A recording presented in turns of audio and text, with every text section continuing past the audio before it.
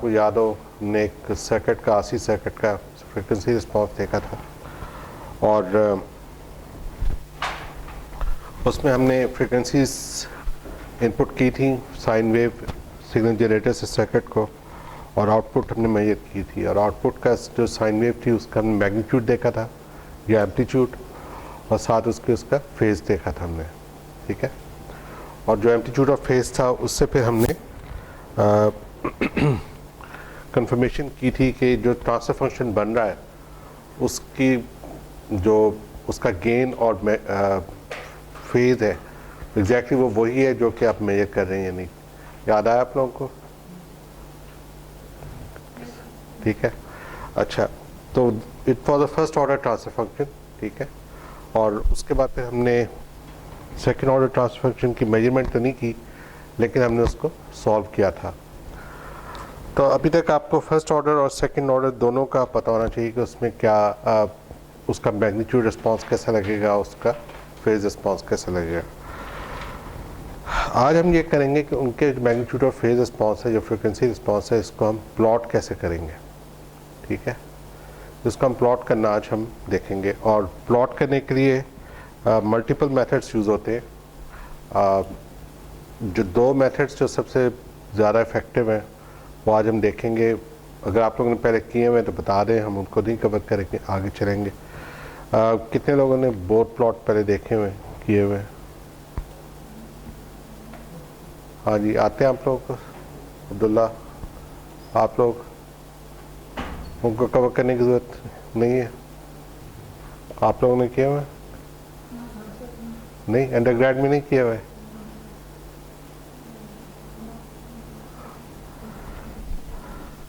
अच्छा, और Nyquist plot?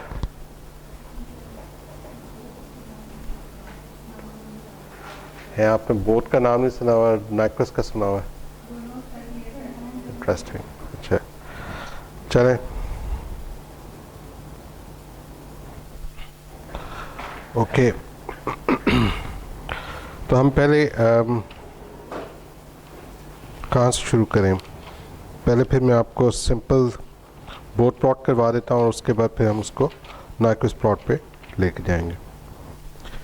Think इसके जब आप एक नॉर्मल ट्रांसफर फंक्शन लिखते हैं तो ज़ाहिर वो GFS एक फंक्शन होगा और इट कैन बी कोई भी पोल उसका हो सकता है, कोई भी ज़ीरोज़ हो सकते हैं।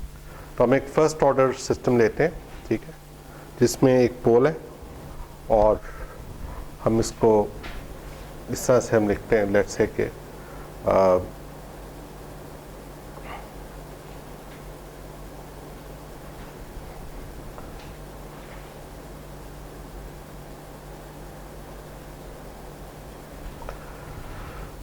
ये नोशन आपको पता है, ये आपने पहले देखी हुई है।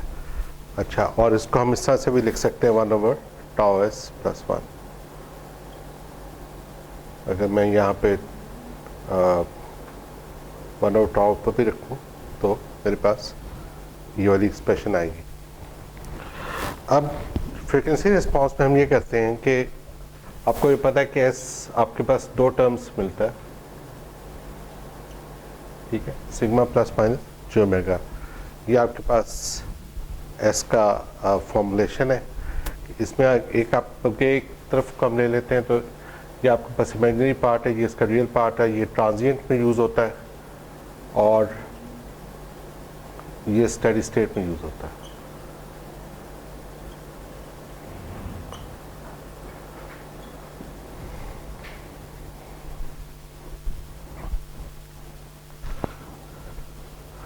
अच्छा, स्टेडी स्टेट में हमने जो फ्रीक्वेंसी रिस्पॉन्स किया था उसमें आप लोगों ने देखा था कि आपने इस सर्किट को स्टार्ट किया और साइन वेव दी और फिर आराम से आपने आउटपुट देखी थी, ठीक है। कोई इसमें ट्रांजिशन वाली बात नहीं थी, एक कांस्टेंट आउटपुट चली आ रही थी। तो it's more like a steady state thing. जब स्टेडी स्टेट होता है तो फिर आपका ये वाली टर्म इम्पॉर्टेंट होती है और इसको हम सिग्मा को 0 ले लेते हैं, ठीक है। और जो साइन वेव फॉर एग्जांपल अगर हम इनपुट जो दे रहे थे वो u ऑफ t जो था वो आपका something like sine omega T था। आप साइन ओमेगा टी भी कह सकते हैं, कोसाइन ओमेगा टी भी कह सकते हैं, either way it makes no difference. Thing is के इसको हमने इस तरह इस फॉर्म में यहाँ कैसे लिखेंगे इसको। तो बेसिकली अब इस s की जगह पे सिर्फ j ओमेगा आ जाएगा, तो मेरे पास जो आएगा वो ये टर्म आएगी j omega tau plus 1, right. ये अब मेरा एक फर्स्ट ऑर्डर ट्रांसफर फंक्शन है जो कि सिर्फ जिसका हम फ्रीक्वेंसी रिस्पॉन्स देख रहे हैं, जिसमें हम ट्रांजिएंट नहीं देख रहे। इसको अब आप ये करें तो इसको हम g ऑफ j ओमेगा कहेंगे अब, ठीक है, नॉट g ऑफ s। अब इसको ये करें कि इसका हम देखना चाहेंगे कि अगर मैं ओमेगा को चेंज करता हूँ, ठीक है, अब मैं टाइम में चेंज नहीं कर रहा कोई भी चीज़, अब मैं ओमेगा में चेंज कर रहा हूँ। क्यों चेंज कर रहा हूँ ओमेगा में? इसलिए कि ओमेगा क्या होता है, ओमेगा इज 2 पाई ft, ठीक है, सॉरी 2 पाई f। और आपने जो वहाँ पे सिग्नल चेंज किया था वो हर्ट्स में किया था, याद होगा आपको, 10 hertz, 20 hertz, 50 hertz and so on. तो हर्ट्स में जब आप चेंज कर रहे हैं तो दैट इज फ्रिक्वेंसी, उसको जब आप 2 पाई से मल्टीप्लाई कर देंगे तो वो रेडियंस पर सेकंड बन जाएगा, ठीक है। अच्छा, और इसको अगर हम ओमेगा पे स्वीप करेंगे, और आइडिया ये है कि अगर हम ओमेगा पे स्वीप करें जैसा कि आपने एक्सपेरिमेंट में किया था, तो आपका जो मैग्नीट्यूड है इसका मैग्नीट्यूड, ठीक है, और फेज, ये दोनों वेरी करना चाहिए, ठीक है। ये प्रैक्टिकली आपने करके देखा था और उसको आपने वैल्यूज़ को फीड करके भी टेबल बना के भी देखा था और दोनों को कंपेयर किया था। अच्छा, अब इस केस में अब हमने ये करना है कि क्या कोई हम जनरल तरीका निकाल सकते हैं कि हमें ये वैल्यूज़ फीड ना करनी पड़े, सारा टेबल ना बनाना पड़े, और स्टिल हम एक ट्रांसफर फंक्शन का, से फर्स्ट ऑर्डर ट्रांसफर फंक्शन का रिस्पॉन्स हम देख सकें, frequency response we can figure out कि क्या है। This is something which we are going to do today. Okay, ये तो आपको नज़र आ रहा है कि ये बेसिकली ये टर्म है जिसका हमने फिगर आउट करना है कि इसका इफेक्ट क्या है। तो सबसे पहले हम मैग्नीट्यूड को देखते हैं। मैग्नीट्यूड का मतलब क्या होगा कि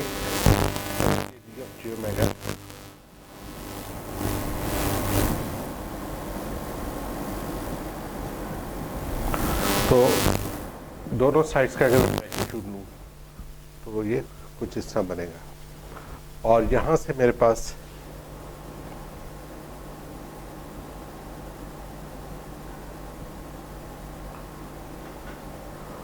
जी एफ ओमेगा जो है वो ये चीज़ आ जाएगी।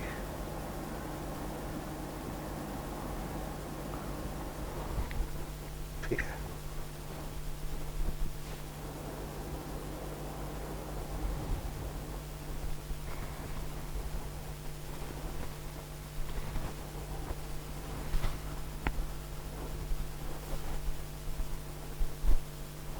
अच्छा,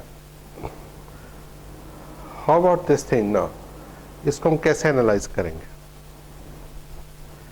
हम देख सकते हैं कि इसमें जे तो जाहिर है कि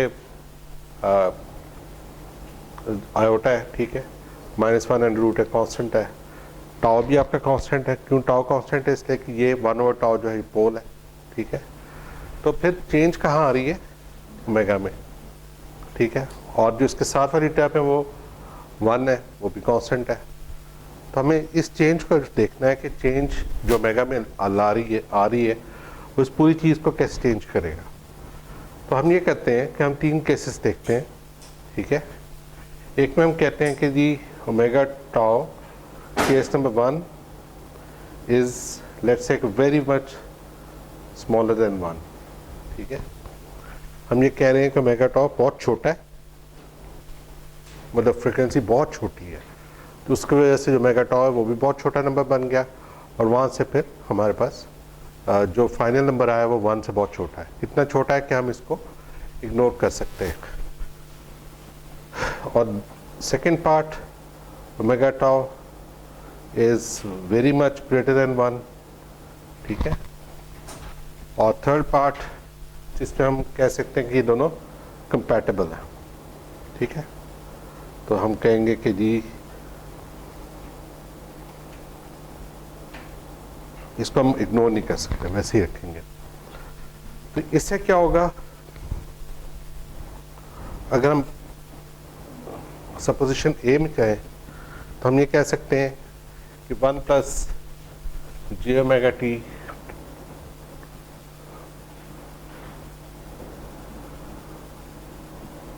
सिंपली 1, ठीक है। और सेकंड पार्ट में 1 प्लस जे ओमेगा टाउ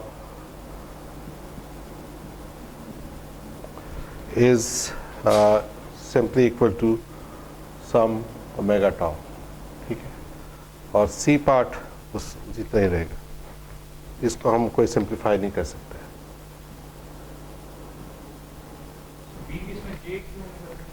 सॉरी, क्योंकि ये मैग्नीट्यूड है। अच्छा, तो यहां तक समझ आ गया आप लोगों को।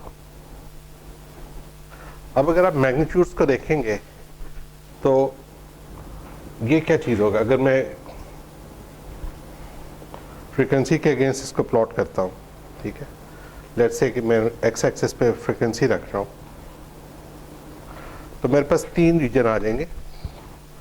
एक रीजन है जिसको मैं एक पॉइंट अगर मैं कहता हूँ कि 1/tau है, ठीक है, 1/tau। तो एक पॉइंट वो होगा जो जहां पे मैं कह रहा हूं कि omega tau is less than 1, वो रीजन यहां कहीं होगा, ठीक है। क्यों? इसलिए कि इसका क्या मतलब बन गया, इसका मतलब बन गया 1/tau, ठीक है। Omega is much much less than 1/tau, ठीक है। बाय द वे इस पॉइंट को हम ब्रेक पॉइंट कहेंगे,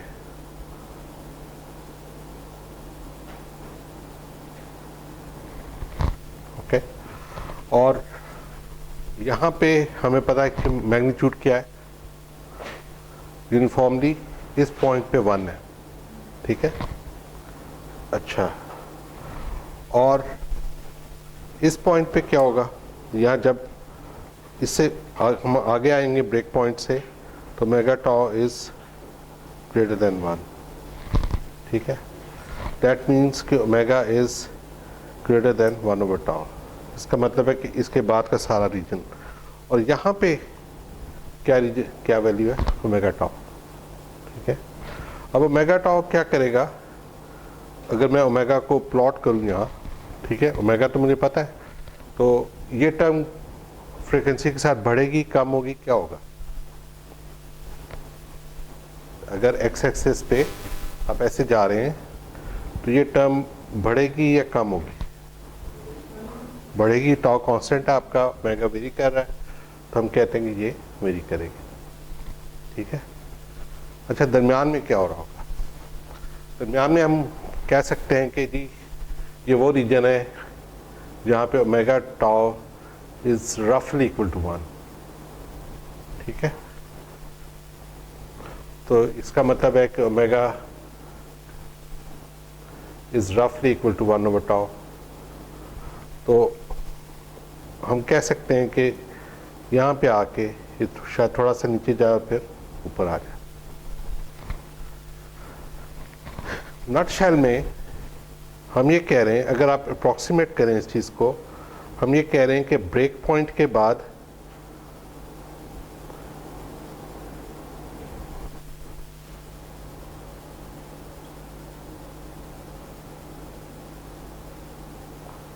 ये बढ़ना शुरू होता है और ब्रेक पॉइंट से पहले कांस्टेंट है, ठीक है। अच्छा, यहाँ पे अब एक थोड़ी सी और which might look like complication to you, लेकिन इसको थोड़ा सा बर्दाश्त करें। एक बात तो ये है कि ये एक फैक्टर है, ये जी ऑफ जे ओमेगा नहीं है, ठीक है ना। जी ऑफ जे ओमेगा तो आपका ये था, ठीक है, जी ऑफ जे ओमेगा में ये फैक्टर डिनोमिनेटर में आ रहा है और न्यूमिनेटर में अभी 1 है सिंपल, या 1/tau होगा। तो इस फैक्टर को हम ये कह सकते हैं कि ये चीज़ है। अच्छा, अब अगर 1/1 प्लस जी ओमेगा टाउ का मैंने जी ऑफ जे ओमेगा का मैग्नीट्यूड निकालना हो तो ये एनालिसिस वैलिड होगा कि नहीं होगा? ये एनालिसिस वैलिड नहीं होगा, ठीक है। हाँ, अगर इसको वैलिड करना है हमने तो एक तरीका है। उससे पहले एक छोटा सा काम हम करते हैं, हम इसका ना चूँकि हम फ्रीक्वेंसी कॉम्पिटिशन्स कर रहे हैं तो फ्रीक्वेंसी कॉम्पिटिशन आपने मैट्रिक्स से पढ़ते आ रहे होंगे एफएससी में, जब आप कान के बारे में पढ़ते हैं, साउंड वेव्स के बारे में पढ़ते हैं, तो जब भी आप फ्रीक्वेंसी में जाते हैं तो आप थाउजेंड्स में डील कर रहे होते हैं। वो 20 से लेकर 20,000 तक आपको पता है कि ह्यूमन एयर सुन सकता है, ठीक है। तो इतना ह्यूज डाटा आप ग्राफ पे लाना आपके लिए मुश्किल होता है, आप उसको कंप्रेस करते हैं। कंप्रेशन को मैथमेटिकली एक तरीका उसका लॉग लेना भी है, ठीक है। आप 10 की बेस का लॉग लें और उसके साथ 20 को मल्टीप्लाई कर दें ताकि डेसिबल्स का यूनिट आपके पास आ जाए। तो अब मैं 10 आइंदा नहीं लिखूँगा, इससे हमेशा मुराद लॉग टू द बेस 10 ही होगा, ठीक है।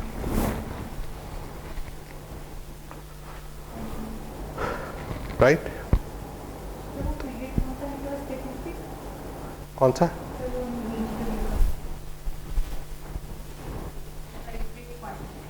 Break point. अच्छा,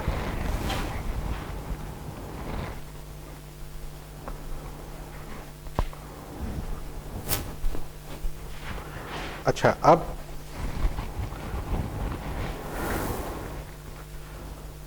पॉइंट इज के अब हमें ये पता लग गया कि ये जो फैक्टर है, ये factor basically 20 log of something से चल रहा है। तो 20 लॉग ऑफ ये वाला जो पॉइंट था ये 1 था, तो 20 लॉग ऑफ 1 क्या होता है? Log of 1 0। तो इसका मतलब है कि इसको मैं 0 dB कह सकता हूँ, ठीक है। और हाउ अबाउट दिस थिंग, ये ज़ाहिर है कि इंक्रीज करेगी, 0 से ऊपर जाएगी।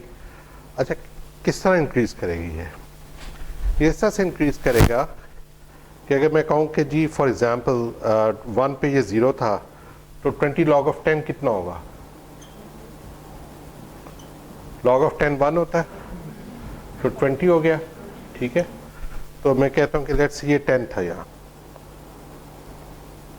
1 पे अगर ये 0 था तो 20 पे, सॉरी 10 पे ये 20 हो जाएगा, ठीक है, 20 dB। और 100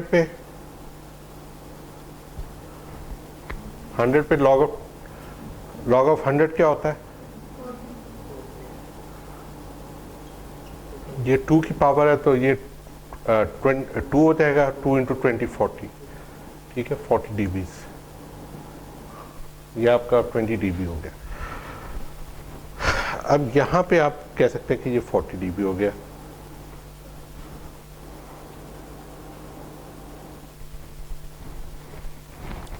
नाउ थिंग इसके जब हम 1 पे थे, जब हम 10 पे थे, सॉरी जब हम 1 पे थे, 1/tau को 1 कह लेंगे, 1 पे थे तो हमें तकरीबन हम 1 का गेन था, ये 0 dB का गेन था।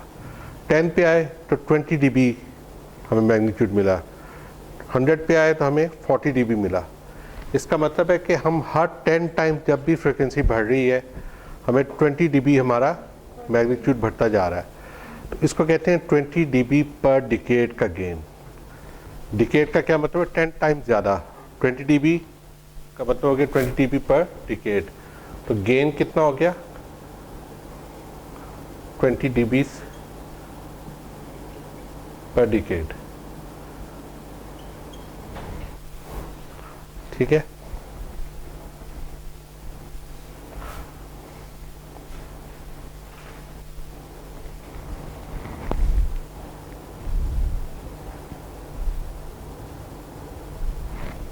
अच्छा, अब coming back to our problem, ये जो गेन हमने निकाला सारा कुछ, ये तो हमने इस फैक्टर का निकाला है, जी का तो नहीं निकाला।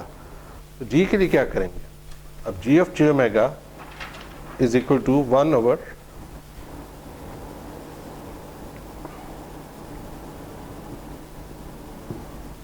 ये था, ठीक है। और बल्कि ट्रूली स्पीकिंग मैं इसको ये लिख सकता हूँ 20 log ऑफ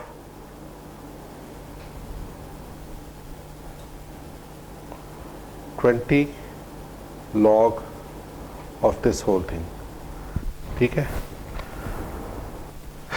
इसकी पावर -1 थी, मैं ये लिख सकता हूँ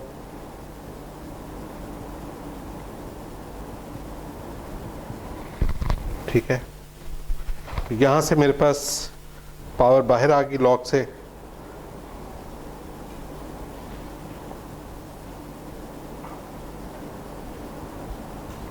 यार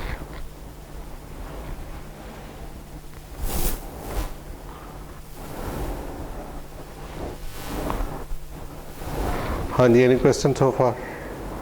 तो इसका मतलब क्या हुआ, इसका मतलब हुआ कि जो फैक्टर हमने निकाला था जे ओमेगा टाउ प्लस 1, उसका तो हर चीज़ पॉजिटिव आ रही थी, अब इसकी हर चीज़ नेगेटिव होगी। तो पॉजिटिव का मतलब था कि गेन ऊपर जा रहा था ओमेगा के साथ और 20 dB पर डिकेड पे, तो अब गेन नीचे जाएगा -20 dB पर डिकेड पे। तो मैं ये कह सकता हूँ कि अगर मैं इसको प्लॉट करूँ तो अगर ये ब्रेक पॉइंट है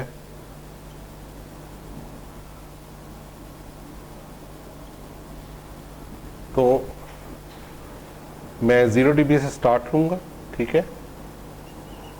इसको मैं लिख रहा हूं कि ये जी ऑफ जी ओमेगा का मैग्नीट्यूड है, और उसके बाद स्ट्रेट नीचे आ जाऊंगा मैं, और ये -20 dB पर डिकेड पे आऊंगा, ठीक है। ये बात समझ आई सबको, क्योंकि पावर माइनस थी तो इसलिए हर चीज़ अब माइनस हो गया, बजाय इसके कि वो राइज करता माइनस हो रहा। अब अगर आपको ये चीज़ समझ आई है तो मैं इसको रिकैप करता हूँ कि बेसिकली अगर मेरे पास G of G omega is equal to for example 1 over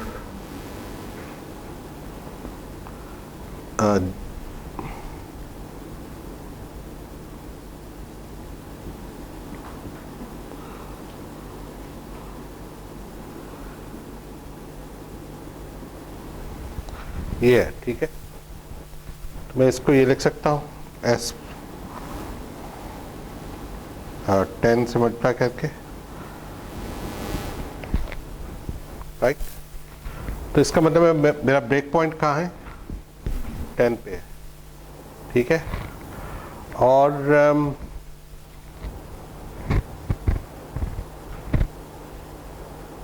break point क्या होता है, 1 ओवर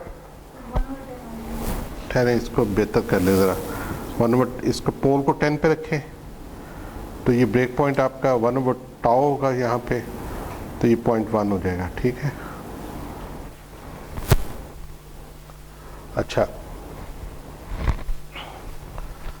अब ब्रेक पॉइंट आपका 10 पे आ गया, 1 ओवर टाउ पे ब्रेक पॉइंट आना था, तो मुझे इसको कोई वो सारी कैलकुलेशन जो आपने पहले 2 एक्सपेरिमेंट्स में की थी वो करने की ज़रूरत ही नहीं है। मैं स्ट्रेट अवे कहूँगा कि देखो ये मेरा ग्राफ है ओमेगा का, ठीक है। ये ब्रेक पॉइंट है जो कि पोल है बेसिकली, ठीक है। ये पोल का मैग्नीट्यूड है, ठीक है। और इस पे यहाँ तक मैं 0 dB पे रहूँगा, और जब पोल आ जाएगा तो मैं नीचे आना शुरू करूँ, ठीक है। और मुझे पता है कि हर 10 dB के बाद डिके होना है। तो अगर ये 100 है तो मुझे पता है कि ये -20 है, अगर ये 1000 है तो ये -40 है, ठीक है। कोई कैलकुलेशन करनी पड़ी हमें कुछ भी नहीं करना पड़ा, ठीक है। तो ये मैग्नीट्यूड आपके पास आ गया, और यहाँ पे आप लॉगरिथमिक प्लॉट ले रहे हैं, यहाँ पे भी आप लॉग लॉग प्लॉट लेंगे आप, ठीक है। तो बेसिकली ये एक लॉगरिथमिक ग्राफ आपके पास आएगा। Alright, now coming to its phase. Second part है इसकी फेज क्या होगी। बल्कि फेज से पहले ये तो पोल था ना, लेट्स से ऑल्दो आपको कभी जीरो अकेला नहीं मिलेगा, लेकिन अगर मेरे पास एक ज़ीरो होता जो कि 0.1s+1 पे होता, मतलब ज़ीरो मेरा 10 पे है, ठीक है। अगर आपने इस तरह लिखना है, इस तरह लिख लें, और इसको मैं इस तरह लिख सकता हूँ 0.1s+1, ठीक है। गेन में अभी नहीं देखा क्या है, तो ये एक ज़ीरो है, ठीक है, ओवर 1, और मुझे पता है ज़ीरो जो है वो -10 पे है। इसको मैं कैसे फिगर आउट करूंगा, इसका गेन, इसका मैग्नीट्यूड क्या होगा। बेसिकली वो यही चीज़ होगी, वो एग्जैक्टली यही होगा।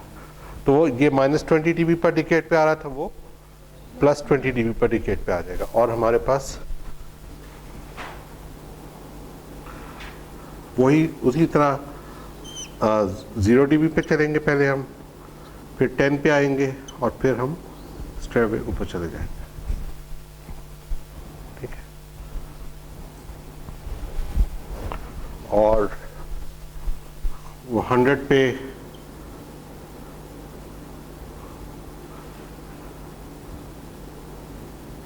20 आ जाएगा, और 1000 पे 40 आ जाएगा, ठीक है।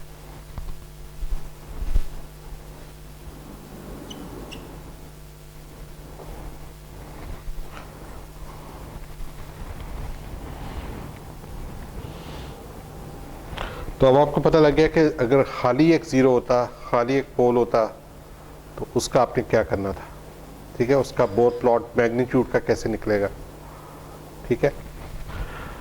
अच्छा, coming back to a mix problem, अगर मेरे पास कोई इस तरह की चीज़ हो,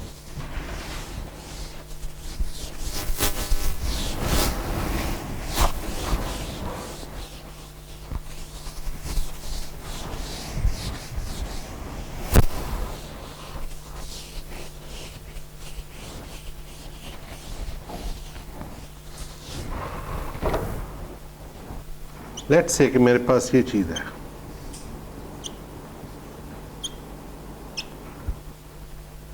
ठीक है, और मैं आपको कहता हूँ कि इसका मुझे फ्रीक्वेंसी रिस्पॉन्स बना के, ठीक है। तो मैं ये करूँगा, पहली बात तो ये कि आप फ्रीक्वेंसी रिस्पॉन्स देखें तो this is G of G omega, तो ये हो जाएगा G omega +10 over G omega +100। इनको मैं ऐसे लिख सकता हूँ,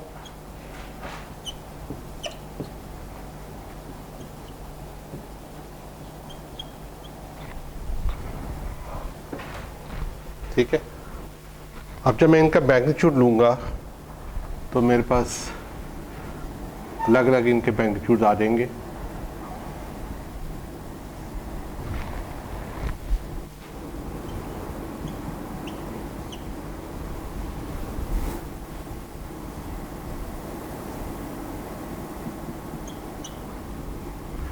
उसके बाद मैं इनको डीबीज में कन्वर्ट करूँगा, तो मेरे पास क्या आएगा 20 log ऑफ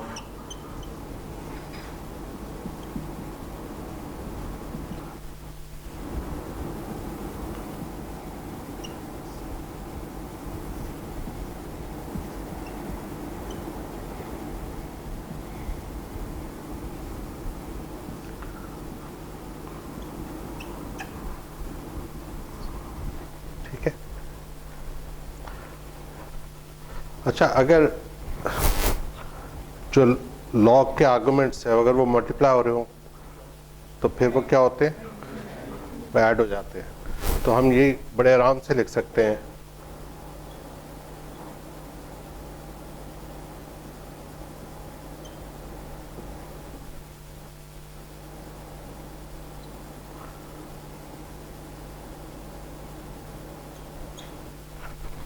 ठीक है। और ये बड़ी इंटरेस्टिंग फाइंडिंग हमें पता लगी कि जो पोल का फ्रिक्वेंसी रिस्पॉन्स होगा वो हम अलग से बना लें और जो ज़ीरो का फ्रिक्वेंसी रिस्पॉन्स होगा वो अलग से बना लें मैग्नीट्यूड का, और दोनों को ऐड कर लें। तो ये हमें डायरेक्टली हमारा सिस्टम मिले, तो हमें कॉम्प्लिकेटेड कैलकुलेशन में पढ़ने की ज़रूरत ही नहीं है। और इवन अगर 4 पोल होते तो हर पोल का अलग अलग बना के हम इकट्ठा कर देते। ठीक है, तो this is a great discovery, और इसका फ़ायदा ये होगा कि अब उन दोनों को हम सिंपली इकट्ठा कर देते हैं, वी ऐड देम टुगेदर। तो फॉर एग्जांपल मैं कहता हूँ कि ये 10 है, ये 100 है। ठीक है, तो ये क्या चीज़ आ रही है, मुझे पता है कि ये 0 है, तो 0 ने बढ़ना होता है ब्रेक पॉइंट के बाद, और 120 dB पर डिकेड